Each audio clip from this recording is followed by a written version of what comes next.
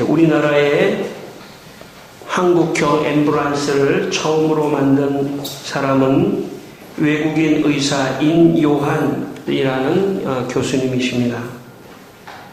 인요한 교수는 현재 연세대학교의 의과대학 교수이십니다. 잘 알려져 있는 중증외상외과 이국종 교수라고 하는 이분도 이 인요한 교수로부터 가르침과 많은 영향을 받았다고 합니다. 인요한 교수의 할아버지인 윌리엄 린턴은 22세 때 조선에 의료 선교사로 오셨던 의사였습니다. 48년간 의료와 교육, 선교 활동을 하셨습니다. 할아버지가 3.1 운동을 해외에 알리기도 했습니다.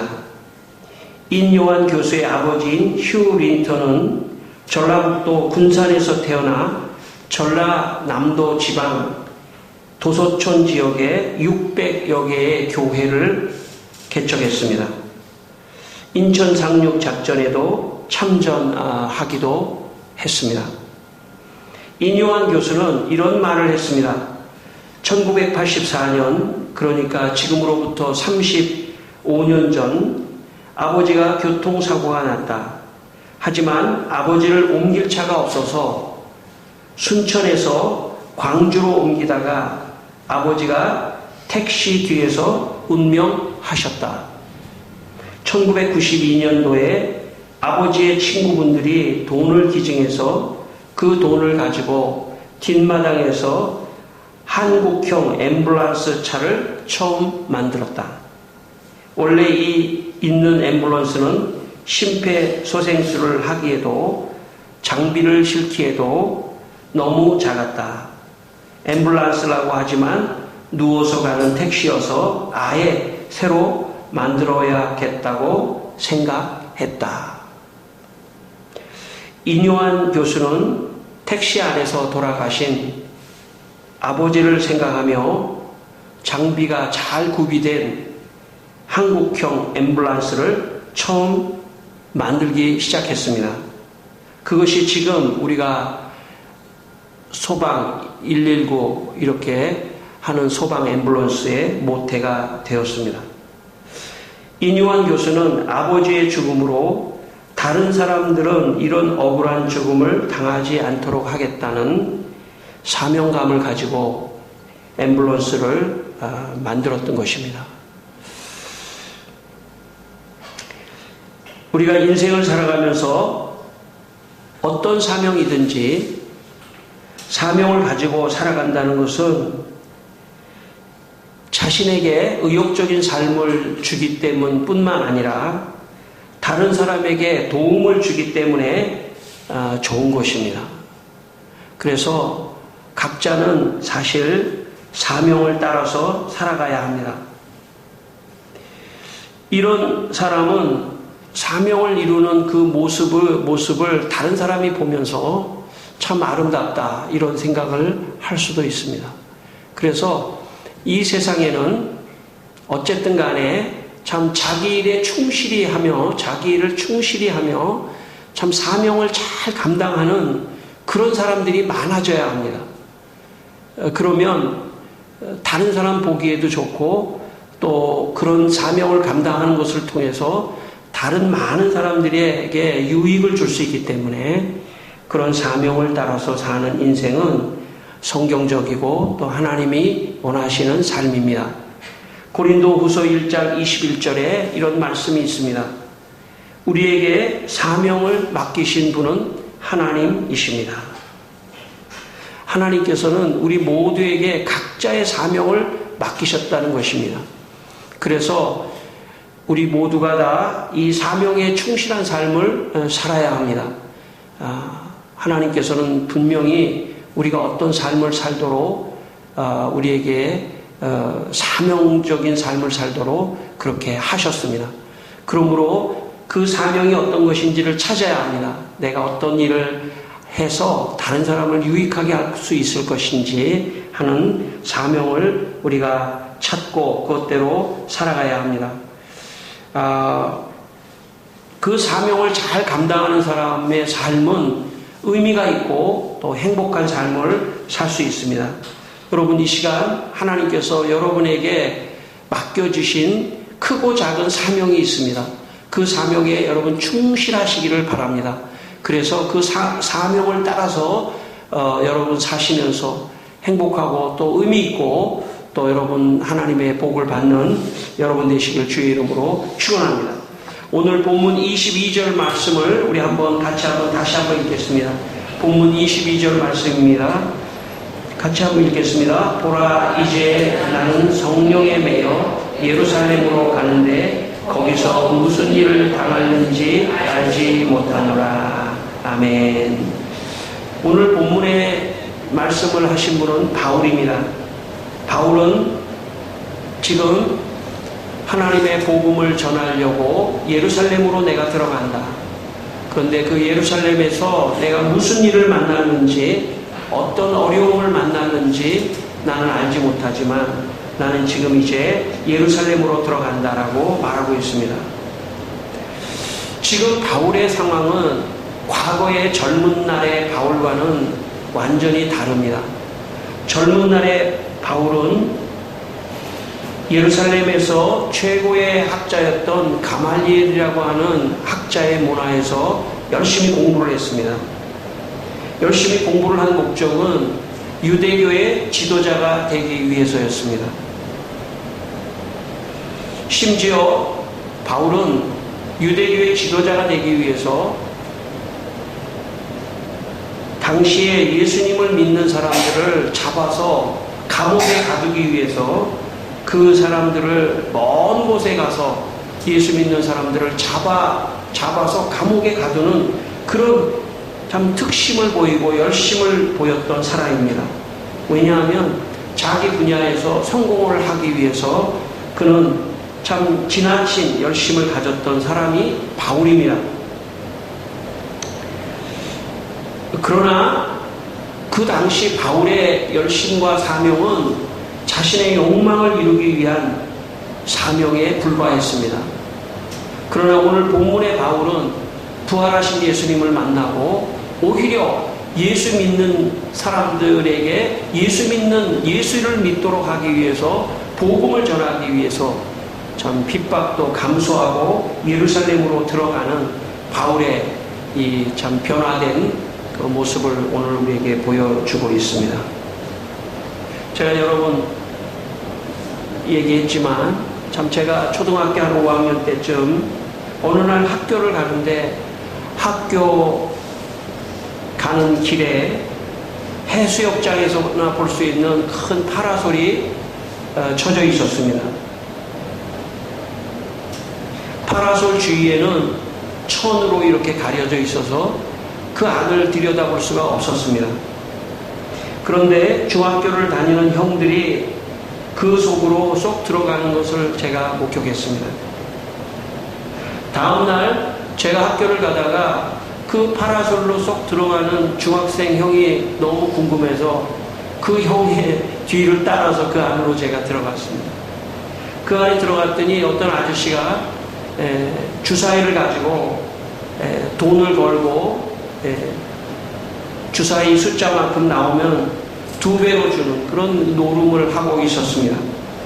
그 주위에는 참 학교도 안 가고 거기서 노름을 하는 형들이 있었고 저도 거기서 같이 있었습니다.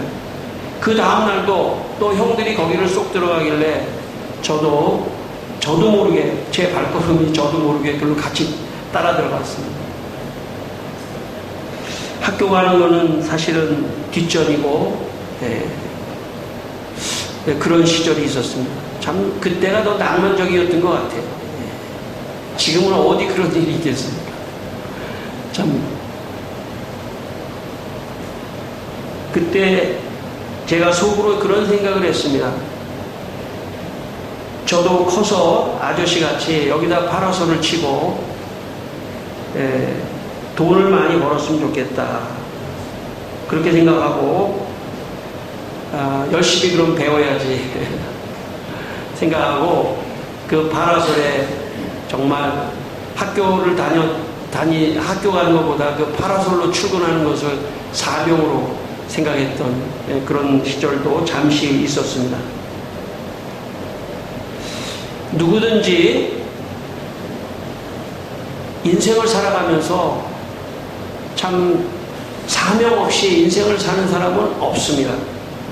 그게 심지어 놀고 먹고 즐기는 것도 사명으로 생각할 수 있습니다. 노는 것 자체가 사명일 수도 있습니다. 먹고 놀고 즐기는 것 자체도 사명일 수 있습니다. 그러나 우리는 그것을 사명이라고 말하지는 않습니다. 자신의 욕심과 욕망을 위해서 살아가는 정도이지 그런 것을 가지고 우리는 사명이라고 말하지는 않습니다. 물론 이것보다 조금 더 자기의 성공을 위해서 열심히 노력하고 참 열심히 살아가는 것, 그건 사명이라고 말할 수도 있겠죠. 또 자식을 키우는 것도 사명입니다. 제가 어떤 분을 보면 자식을 낳아놓고 자식을 잘 안 키우는 부모도 얼마든지 많습니다. 돌보지 않고 그냥 방임하는 그런 부모도 많이 있습니다. 그러니까 그런 거에 비해서 자식을 잘 키우는 것도 사명입니다. 틀린 것은 아니죠. 그러나 인생이 자기 자식 하나를 키우는 것을 가지고 내 인생의 사명을 다 했다 이렇게 생각하는 것도 문제입니다.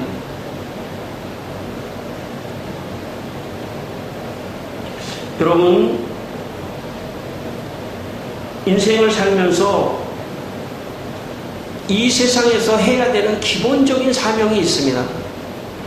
그러나 그 기본적인 사명으로 끝난다면 인생은 사실 큰 의미가 없습니다. 그냥 동물과 비슷합니다. 동물들도 지 자식은 잘 키우고 보살피기 때문에 그렇습니다.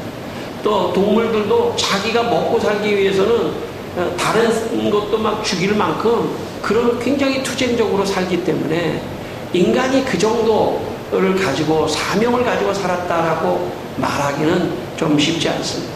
인간은 그거보다 조금 더 의미 있는 삶을 살아야 합니다. 인간은 나에게서 머무는 것을 넘어서서 다른 사람을 유익하게 하는 그것을 진정한 의미에서의 사명이라고 우리가 말할 수가 있습니다. 질이 더 높은 삶을 살아야 합니다. 다른 사람을 위하여 유익을 줄 수 있는 그런 그런 삶을 우리는 보통 사명이라고 하는 것입니다. 우리는 신앙생활을 하고 있습니다. 여기서 신앙생활을 한다고 하는 것은 사실 궁극적으로 말한다면 하나님을 믿는 것입니다. 하나님을 믿는다는 것은 궁극적으로 나를 넘어선다는 뜻입니다. 내 욕망과 나의 만족과 나의 것들을 넘어선다는 뜻입니다. 그래서 이것이 다른 이웃에게까지 흘러간다는 것을 의미하는 것입니다. 그래서 하나님을 위해서 산다는 것은 사명을 위해서 산다라고 말을 해도 동일합니다. 사명을 위해서 살아야 합니다. 다른 사람을 위하여 살아야 합니다. 다른 사람의 유익을 위하여 살아야 합니다. 이것이 예수님의 정신이고 신앙의 정신인 것입니다. 이 세상을 살리는 길이 있다면 그것은 하나님을 믿는 것입니다. 예수님을 믿는 것입니다. 왜냐하면 하나님을 믿고 예수님을 믿으면 그 사람이 다른 사람을 위해서 살아가는 사명의 삶을 살아가기 때문에 그렇습니다. 다른 사람을 유익하게 하는 그런 삶, 그것이 하나님이 우리에게 원하시는 삶입니다. 오늘 24절 말씀 다시 한번 읽어보겠습니다. 24절 말씀 같이 읽겠습니다. 내가 달려갈 길과 주 예수께 받은 사명 곧 하나님의 은혜의 복음을 증언하는 일을 마치려 하면 나의 생명조차 조금도 귀한 것으로 여기지 아니하노라. 아멘. 여기서 바울은 뭐라고 말하냐면 주 예수께 받은 사명, 주 예수께 받은 사명, 이 사명을 받은 바울이 바로 하나님의 은혜의 복음을 전하는 것이 나의 사명이다. 그렇게 말을 했습니다. 여러분, 사실 바울은 오늘 우리로 말하면 목사님이 아니에요. 바울의 직업은 건축가입니다. 바울은 텐트를 만드는 건축가입니다. 이 건축가였습니다. 원래는 바울은 율법을 연구하는 종교인이 되려고 했던 사람입니다. 그런데 바울은 예수님을 만난 다음에 모든 사람에게 복음을 전하기 위해서 전문 종교인이 되지 말아야 되겠다, 이렇게 생각을 했습니다.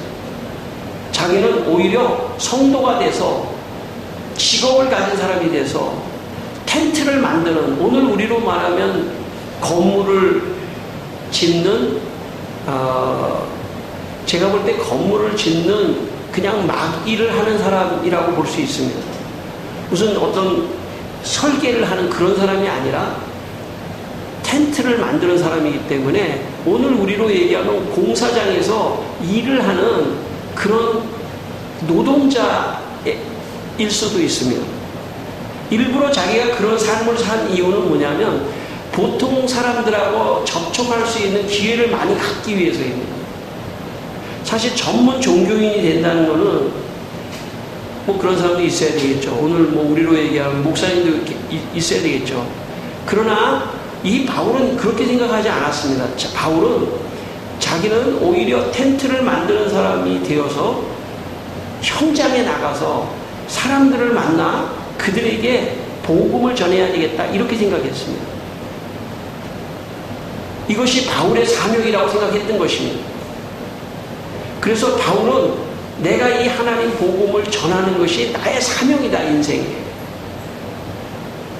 오늘 우리에게 주시는 메시지가 있습니다. 바울은 전문 종교인이 아니에요. 목사가 아니라고요. 그 사람은 보통 사람입니다. 현장에서 살아가고 있는 사람이에요.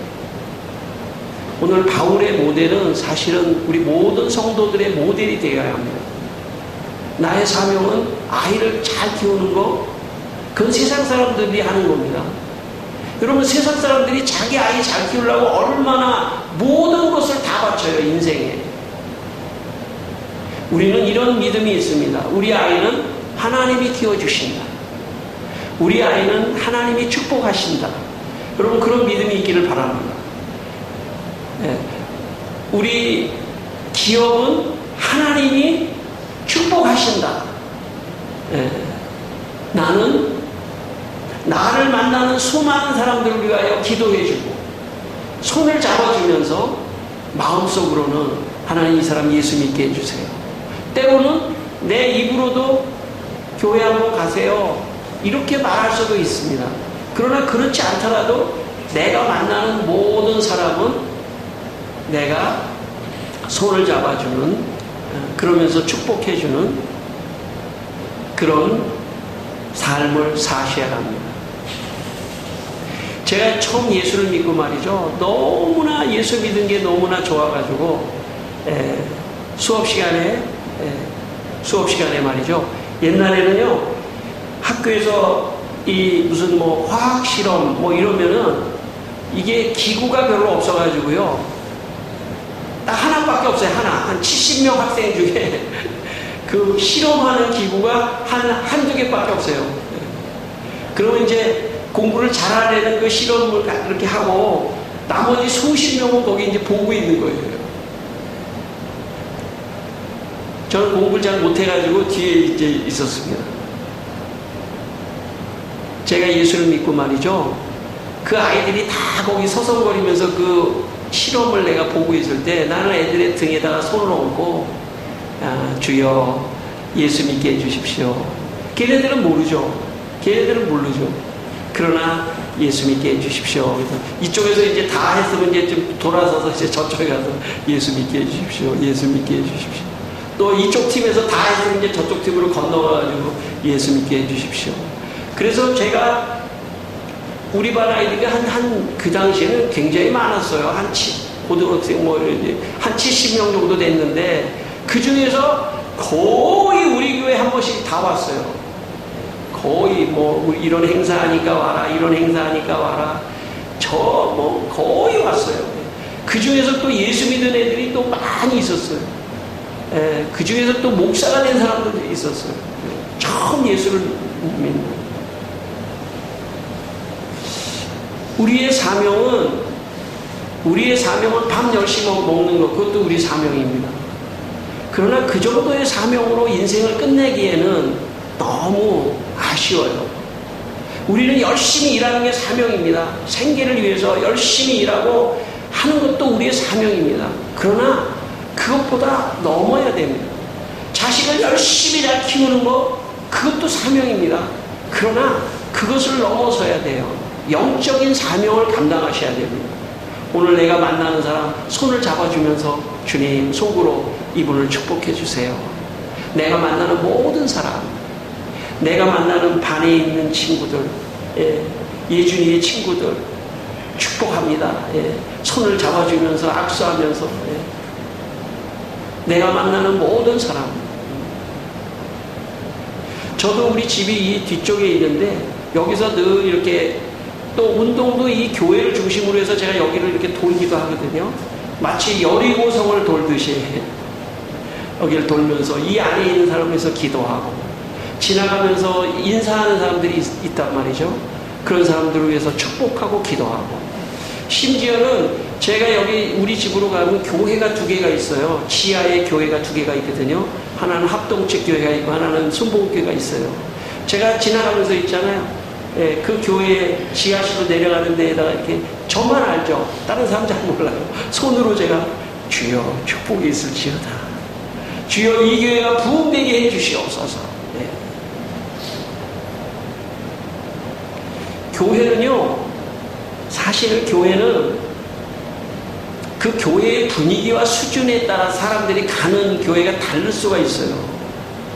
교회가 이렇게 왔다가도 여긴 내가 있는 거 아닐 것 같아. 그러면 가기도 하고, 다양해요, 사람이. 그렇기 때문에 교단이 다르거나 그 스타일이 다른 교회에 또 다른 사람이 갈 수 있어요.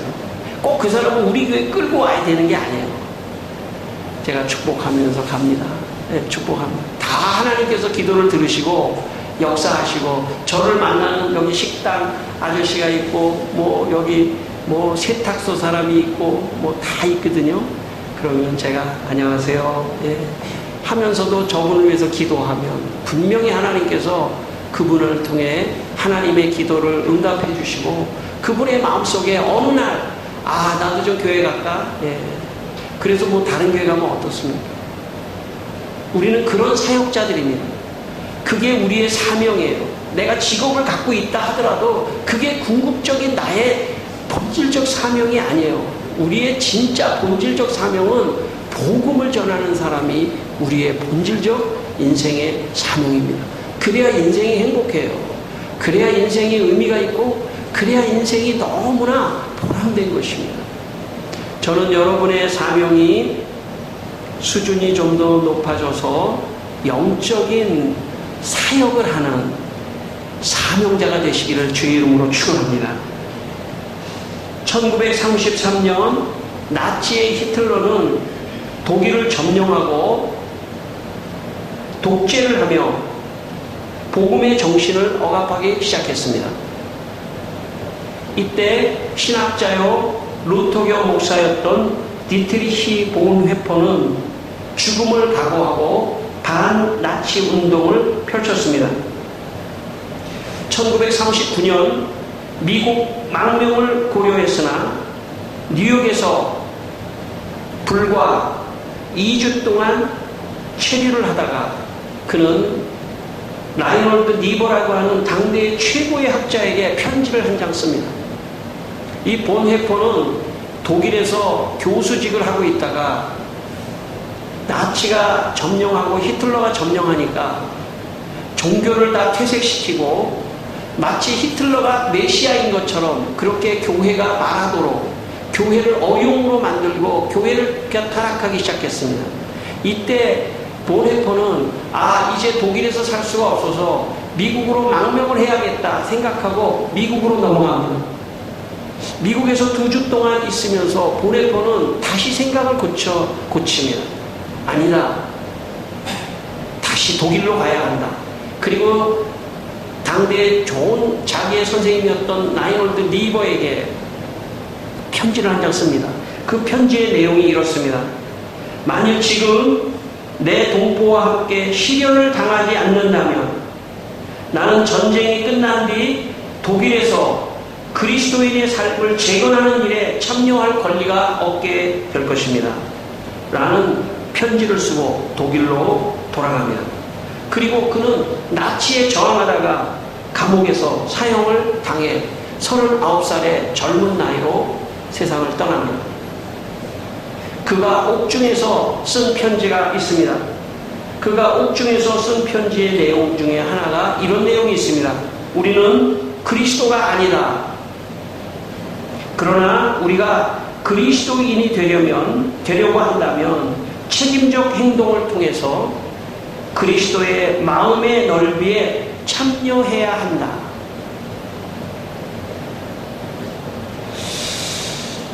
그리고 그는 결국 사형을 당하고 죽게 됩니다. 그러나 이 본헤포 한 사람의 용기 있는 행동으로 결국 독일은 많은 교회들은 용기를 얻고 결국 히틀러의 압제에서 벗어나 독일 교회를 살릴 뿐만 아니라 현대 교회에 엄청난 영향력을 주고 갔습니다. 보네포는 그 당시에 지식인으로서 자기가 주님의 길을 가야겠다는 사명을 가지고 갔을 때 그 영향력이 모든 사람에게 도전을 주었던 것이죠. 여러분, 예수님은 어떤 분이십니까? 예수님은 모든 사람을 억압했던 유대교의 상황 속에, 로마의 압제 속에 예수님은 오셔서 예루살렘으로 가셨습니다. 예루살렘으로 가셨다는 것은 십자가의 길을 가셨다는 뜻입니다. 그것이 예수님이 이 땅에 오신 사명입니다. 사명의 길을 간 것입니다. 그 사명의 길을 갔을 때 기독교가 탄생했습니다. 우리에게 구원의 소식이 들려졌던 것입니다. 사명의 길을 갔기 때문에. 여러분, 바울도 지금 예루살렘에 들어가는데 내가 예루살렘에서 무슨 일을 만났는지 알 수 없다라고 얘기했습니다. 그것은 핍박이 온다는 뜻입니다. 결론적으로 말한다면 바울은 예루살렘에 들어갔다가 잡혀서 로마로 압송되고 로마에서 순교합니다. 그러나 바울은 내가 가야 할 길이라면 내가 이 길을 가리라. 이게 사명의 길이라면 이 길을 가리라고 했던 것입니다.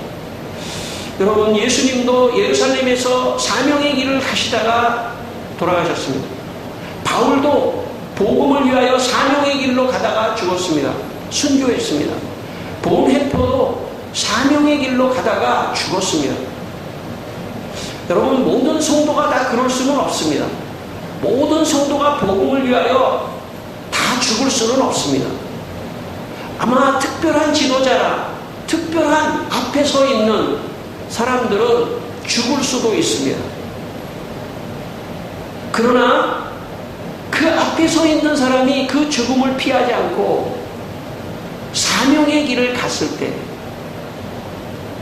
하나님께서는 그 사람을 통해서 이 땅을 고치고 수많은 사람에게 복음의 영향력을 주는 것입니다. 그래서 사실은 교회의 지도자가 된다는 것은 죽음을 생각해야 합니다. 죽을 수도 있는 것입니다. 여러분, 이 땅에 공산화가 됐을 때 수많은 목사님들은 다 죽었어요. 아니, 목사님들만이 아니라 기독교인들은 다 죽였어요. 그래서 예수를 믿는다는 것은 사실은 죽음을 생각해야 됩니다. 오늘 아침에 여러분 너무 무시무시한 얘기를 해서 너무 죄송하지만 이 죽음을 우리는 통과할 수 있는 믿음이 있습니다. 왜냐하면 우리는 죽어도 부활한다는 믿음을 갖고 있기 때문에. 그래서 다는 아니지만 바울이나 보네포나 정말 특별한 사람들은 때로 그 역사 속에서 참 죽음의 길을 가야 하는 사명을 감당하는 사람들도 있습니다. 우리 손양원 목사님 같은 경우도 공산군이 쏴서 6.25 직전 전에 죽었습니다. 그리고 수많은 교회 지도자들이 다 순교를 하기도 했습니다. 그래서 많은 성도들이 다 그 순교의 길을 가진 않지만 오늘 우리는 주님이 복음을 위하여, 복음 때문에 순교하는 것입니다. 복음을 위하여 살아가는 정말 순교적 마음으로 살아가는 것이 신앙입니다. 신앙생활은 단순하게 내가 먹고 잘 먹고 하는 그런 것으로 신앙이 머물러서는 안 됩니다. 정말 복음을 위해서는 내가 헌신하고 희생하고 오늘 복음을 위해서 나는 살아간다. 여러분 오늘 여기 오신 것도 헌신이고 희생입니다. 시간을 헌신하는 거고 물질도 헌신하는 거고 여러 가지를 헌신하는 거, 이게 복음을 위하여 살아가는 것입니다. 복음을 위하여 살아간다고 하면서 아무것도 희생하지 않는다면 그것은 복음을 위하여 살아가는 것이 아닙니다. 여러분 복음을 위하여 여러분 나름대로 여러분의 수준대로 희생하며 헌신하며 살아가게 되시기를 바랍니다. 그러면 하나님께서 여러분에게 더 큰 축복으로 분명히 갚아주십니다. 마지막 말씀 28절 말씀을 읽겠습니다. 마지막 말씀 28절 같이 읽겠습니다. 여러분은 자기를 위하여 또는 온 양떼를 위하여 삼가라. 성령이 그들 가운데 여러분을 감독자로 삼고 하나님이 자기 피로 사신 교회를 보살피게 하셨느니라. 아멘. 오늘 배경은 바울이 에베소에서 3년 동안 목회를 하고 에베소에서 3년을 목회하고 예루살렘에 가서 이제 잡혀서 죽는 그런 길을 가는 것입니다. 에베소에 있는 장로들에게, 감독자들에게 바울은 이렇게 말합니다. 여러분, 나는 떠납니다. 그러나 감독자 여러분, 감독자는 오늘로 말하면 목사님이나 마찬가지입니다. 여러분 교회를 위하여 그리스도께서 피로 주시고 산 이 교회를 위하여 양떼를 보살펴 주시기를 바랍니다. 초대교회의 모든 교회의 지도자들은 다 거의 순교를 했습니다. 왜냐하면 복음이라고 하는 것은 로마의 정치에 맞지 않은 것입니다. 로마는 황제를 우상으로 섬기고 황제에게 절을 하고 황제를 섬기라고 하는 이런 교리를 갖고 있었습니다. 그거에 비해서 교회는 하나님 외에는 아무에게도 절하지 않는다. 모두는 하나님 안에서 평등하다 하는 사상을 갖고 있었기 때문에 로마와 부딪히니까 교회 지도자들을 죽였습니다. 그때 바울도 죽고 수많은 사람들이 죽었습니다. 로마는 멸망했지만 기독교는 멸망하지 않습니다. 왜냐하면 기독교의 배후에는 하나님이 계시기 때문에. 로마는 멸망했지만 기독교는 지금까지 살아있습니다. 바울은 여기에 있는 감독자들에게 교회를 부탁한다고 말했습니다. 교회는 곧 교인들을 말합니다. 오늘 하나님께서 이 말씀은 28절의 말씀은 저한테 말씀하시는 거죠. 내가 이 교인들을 보살펴 주기를 바란다. 주님이. 그래서 목사는 교인들을 돌보기 위해서 희생적인 헌신적인 마음을 가지고 있어야 합니다. 목사는 교인들을 보살피다가 죽을 수도 있는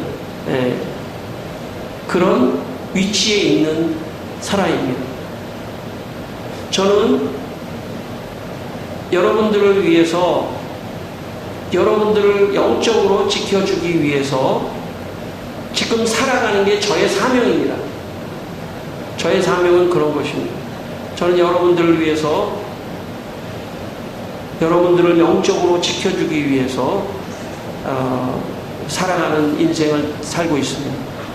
성경 말씀에 보면 여러분들을 어떻게 지키는지 말씀하는데 사도행전 6장 4절에 보면 오로지 기도하는 것과 말씀 사역에 전무하는 것이 제가 여러분을 지켜주는 방법입니다.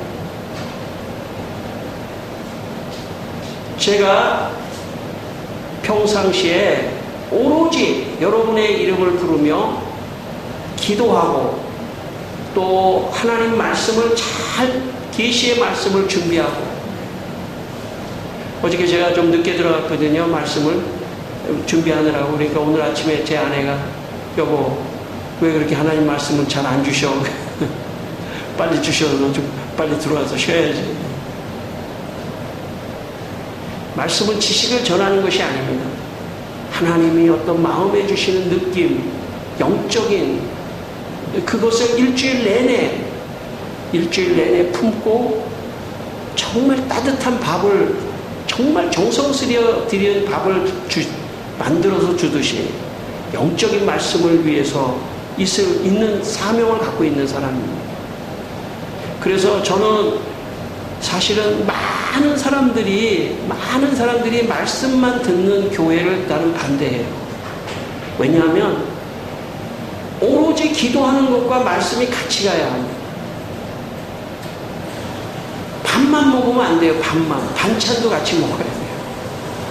기도를 받으면서 살아가야 돼요. 성도는 목사의 기도를 받으면서 살아가야 돼요. 성도는 목사가 기도해서 보호를 받으면서 말씀을 받으면서 살아가야 돼요. 이 두 가지가 같이 가는 것이 성경의 원리입니다. 어쩌면 많은 성도들이 저 뒤에 가서 예배만 딱 드리고 말씀만 딱 받고 가는 것은요 반만 하는 거예요. 목사님하고 얘기도 좀 하고 기도 제목도 알고 같이 목사님의 기도를 먹으면서 말씀을 같이 먹어야 되는 것입니다. 그것이 진짜 신앙생활이고 그것이 영적인 생활이에요. 그렇게 하라고 성경은 말씀하고 있고 저는 또 그렇게 하려고 합니다. 제가 욕심을 부리면 안 돼요. 욕심을 부리면 많은 사람이 여기 앉아있고 나는 여기서 설교를 막 하는 그런 연사가 아니에요. 교회는 그런 곳이 아니에요. 교회는 한 사람 한 사람을 위하여 기도해주고 그 한 사람 한 사람을 위하여 기도해줄 때 어떤 메시지를 하나님이 주셔요. 여러분 제가 말씀을 준비하는 방법은 여러분을 위해서 기도하다가 어느 주에는 그 사람 생각이 하나님이 많이 주셔요. 그래서 그 메시지를 하나님이 주시는 경우가 있어요. 물론 그 한 사람을 위해서 주는 것 같지만 다른 사람을 위해서 같이 주는 것입니다. 그렇기 때문에 기도와 말씀이 같이 나가는 그런 영적인 신앙생활을 하셔야 돼요. 저는 오늘 여러분 가운데 조금 더 교회로 들어오시기를 바랍니다. 조금 더 교회로 들어오신다는 의미는 목사님하고 조금 더 가깝게 이야기한다는 뜻이에요. 그것은 저하고의 관계를 가깝게 하는 것을 의미하는 것 너무 이상입니다. 그것을 하나님께 고백하는 거고 또 영적으로 저의 이 교회의 목회에 또 저와의 목회에 가까이 온다는 그런 뜻입니다. 그래서 기도를 먹으셔야 됩니다. 그래서 말씀을 먹으셔야 돼요. 그게 여러분이 여러분을 이 보살핌을 받는 하나님의 축복입니다. 그러면 여러분은 어떻게 하시겠습니까?